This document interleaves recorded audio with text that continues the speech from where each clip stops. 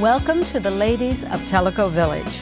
My name is Joan Dorsey, and this show features interviews with some of the most fascinating and talented women living right here in Tellico Village. I know you'll enjoy today's remarkable lady. Her story is special, her life has been remarkable, and I feel so honored to have her here today to share it all with us. Sit back and enjoy this episode brought to you by the volunteers at Tellico Village Broadcasting. Hi, I'm Joan Dorsey, and this is the Ladies of Tellico Village. It's a one-on-one program of interviews with some of the most amazing, talented, traveled, just fantastic ladies that live here in Tellico Village. In fact, you will be astounded when you meet some of them because they have done the most remarkable things, many of them long before they moved here to Tellico Village. This is our very first program.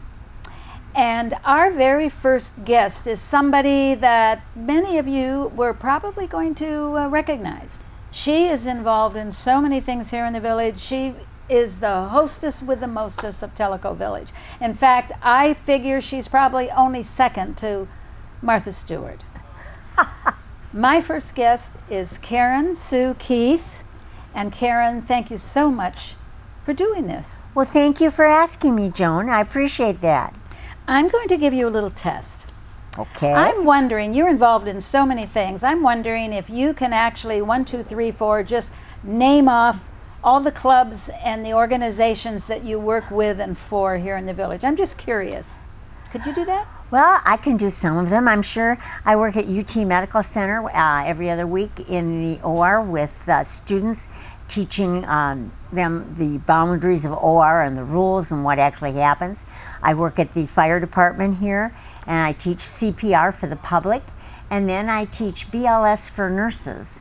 And in addition to that, I run a nursing group, and part of that was so that we could get the BLS set up for them. That's the basic life support, which is the professional level of life support. And let's see, I belong to the cruising club, I belong to the RV club, I belong recently to DAR, which I'm kind of proud of, Eastern Star. I belong to all of the car clubs, I do believe, the Corvettes, Legends, Vintage Vehicles, and the Thunderbird Club. Is that it, Karen? Probably not, but that's what I can think of off the top of my head. Okay, we're going to back up a little bit because I want to know a little bit about your family and such. Now, what do you call hometown? I call Minneapolis, Minnesota my hometown. Okay, family, big, small? I come from a rather large family. I'm one of 12. Wow, cheaper by the dozen for sure. So where were you in the birth order of your family? I'm actually second to the oldest, but I am the oldest girl. Oh my goodness. And now I know you went through public school, and then most of us know you became a nurse. Now, did you always want to be a nurse? I mean, when you were little, did you play doctor a lot, or what? I think every child played a doctor and nurse. You know, you got the little stethoscope and that kind of thing, not that you could do anything with it. But I knew I wanted to be in the medical field. And, you know, with that kind of a large family, there's not always the money to go. So I worked for a year as a nurse's aide in a hospital to save my money and be ready to go. And they were very helpful to me and pointed out some scholarships that I could have. And so I ended up going originally to a school of nursing with a diploma degree in a hospital setting. And that was full 3 years, and you come out as a registered nurse. And so did you go out into the world as a doctor office nurse, an emergency room nurse, a surgical nurse? I know there's all kinds of nurses. No, originally I went to Hennepin County General, which is a level 1 trauma, the same as UT is here.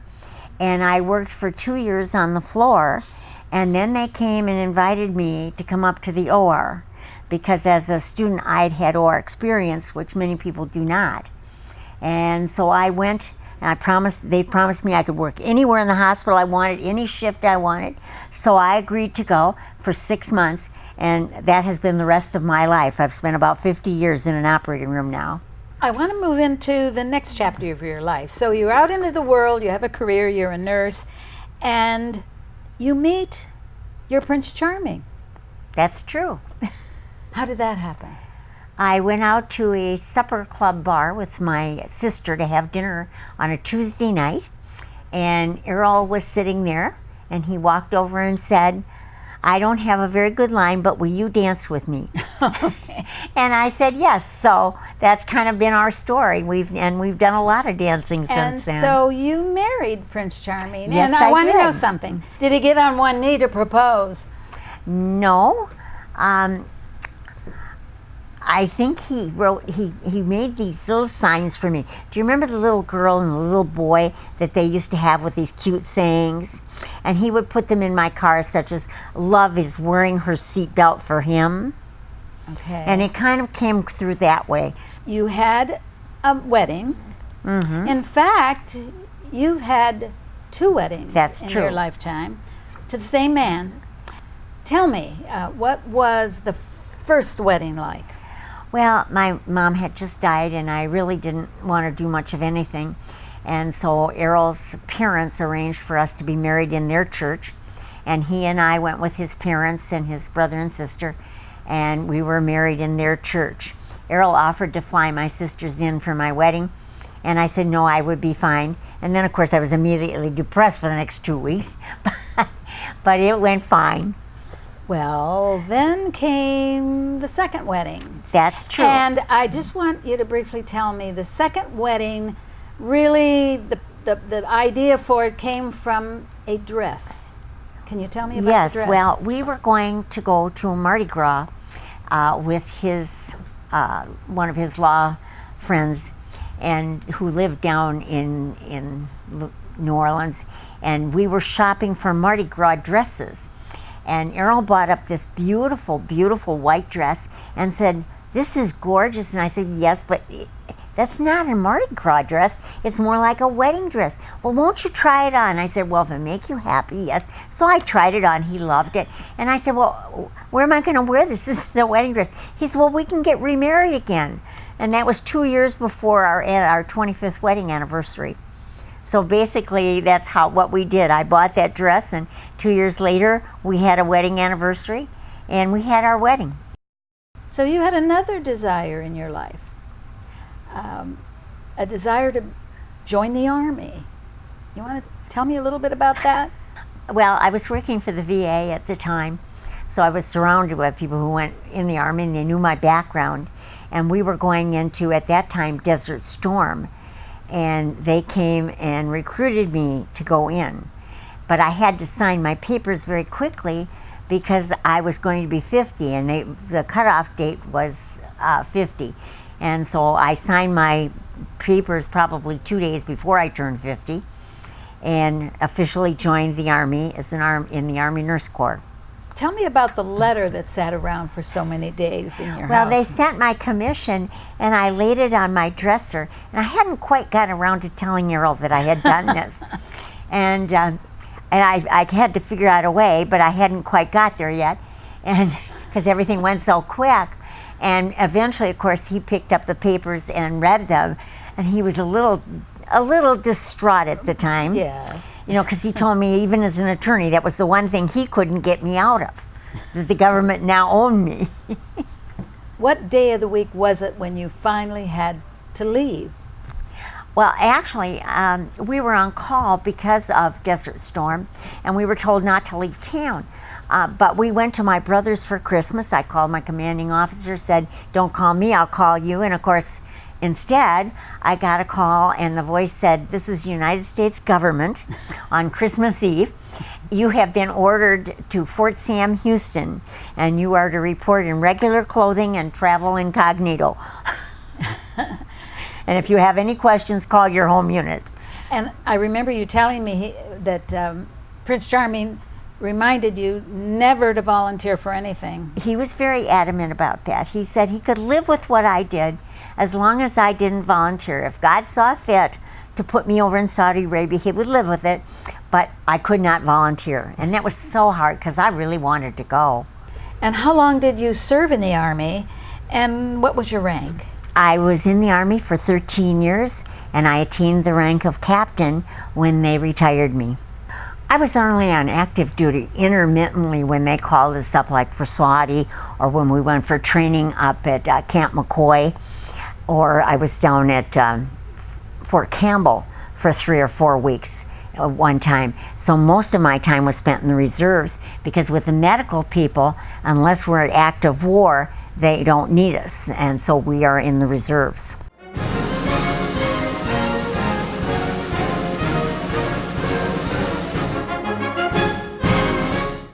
Now, I want to get to the best part of your life. Okay. You have become so well known here in Tellico Village for your parties. And I asked you when I interviewed you that if you could remember the very first party you ever planned. I'm thinking maybe it was when you were 13 years old and turned a teenager, or maybe when you were sweet 16, or maybe when you were 21 and could get a drink somewhere. And you surprised me, because the first big party that you successfully planned and held had something to do with Lee Iacocca. That's true. I'd given parties before that, but not really big mammoth things. Iacocca, when he took over, canceled all the Christmas parties for the company. And my husband at that time was a vendor. He wasn't practicing law, and he was a vendor for them. And we were supposed to supply the band. And he came home on a Friday and said it was canceled, and the party was the next Friday. And I said, well, that's terrible. What are the girls? They'll have their, babysitters. They'll have their dresses. What if we give it here? And so Errol went back and asked Lotus and Bill if we could do that, and they agreed. And so I was told Tuesday afternoon that we would be giving this party Friday night. And so this fabulous party that turned out so well was for Chrysler. Yes, it was. I've got to tell you, it's the first time I ever felt like a movie star in my own home, because we had a caterer, and he was wonderful. He found minor liquors for me. They sent a bartender. They sent all this stuff. Somebody came out and cleaned the house. It was absolutely wonderful. I came home from work that day at about 3:30, and I had all these people in my house doing all these wonderful things. Well, you've become quite a party giver, and like I said, you're the hostess with the mostest here in Tellico Village.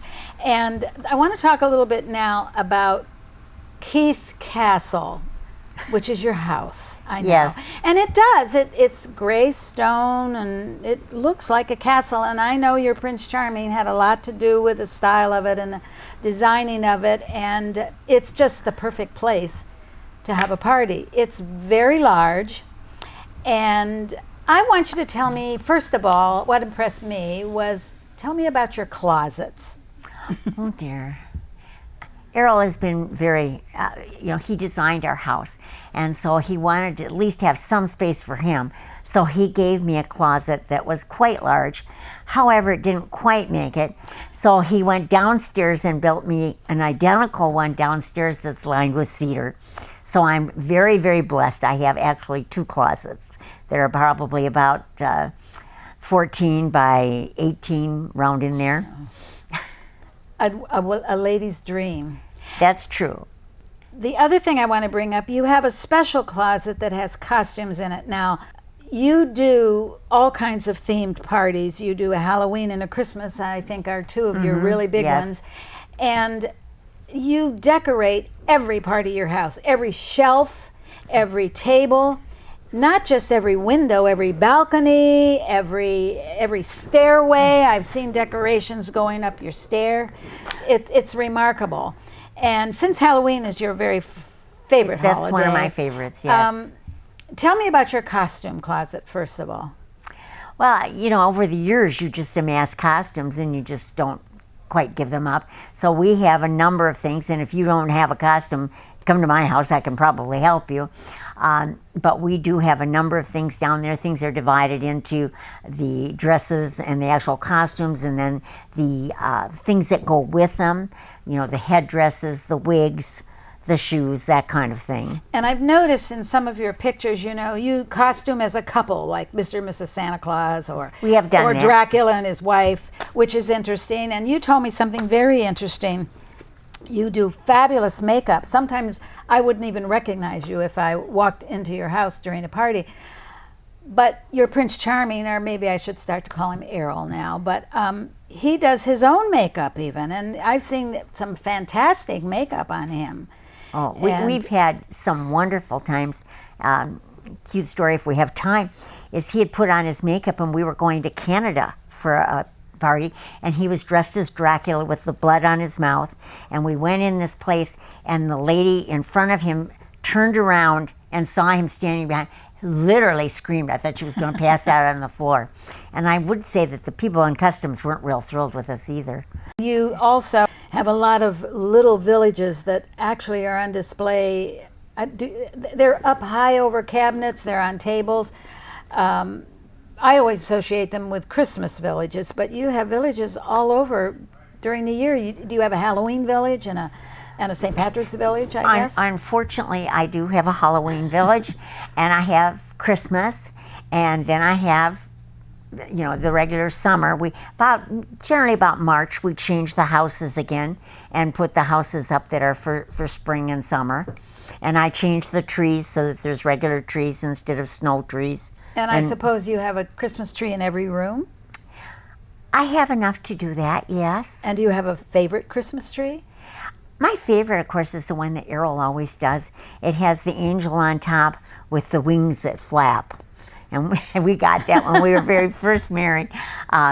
From Sears, believe it or not, the girl, we walked in to look for it, and the girl said, she had this wonderful angel. So our angel is on top, and he does that main tree, and he does a gorgeous job. And you have another one that you showed me a picture of that you said was your favorite, that had to do with what you do best. You coordinate all your own clothing and everything. I found a mannequin form that has a red velvet top on it and a fur or pine skirt, and so you can decorate the skirt, and then you put the rhinestone necklace on it and a gold sash, and I have that in one of the bedrooms. Your husband, Errol, does collect classic cars or special cars. Yes. And I think when I asked you how many cars you had, I think you told me 7? 9. 9. Yeah, well, we have 3 drivable cars, that we use all the time. I guess they're all drivable, because you wouldn't want to go on long trips with some of them. And the other 5 are actually his collector cars. I saw a picture of a Thunderbird, I believe. Yes. It was a beautiful blue Thunderbird. Yes, he has you a had 50. it out in the yard with the top down and everything, and it's just a beautiful car. And what did he say? It was a 56 or something? Yes, it's a 56 Thunderbird with a Continental kit. Does he kit. just go shopping once in a while and then come home with another car? I mean, how do you acquire 9 cars? Well, some of them you have to belong to the clubs. The Corvette Club, you need a Corvette. If you're going to go to the Thunderbird Club, you need a Thunderbird, and you also need a Retrobird.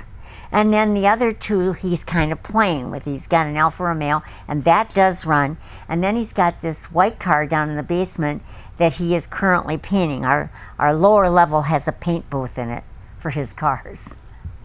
Aren't you afraid someday he'll come home with a Rolls Royce?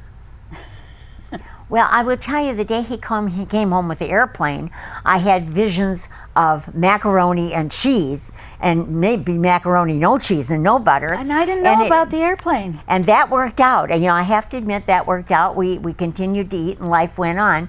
So since that happened, he really brings these things home. Like he came home one day with after we moved here with an RV. But no, wait a minute. Is he a pilot? Can he fly? Yes.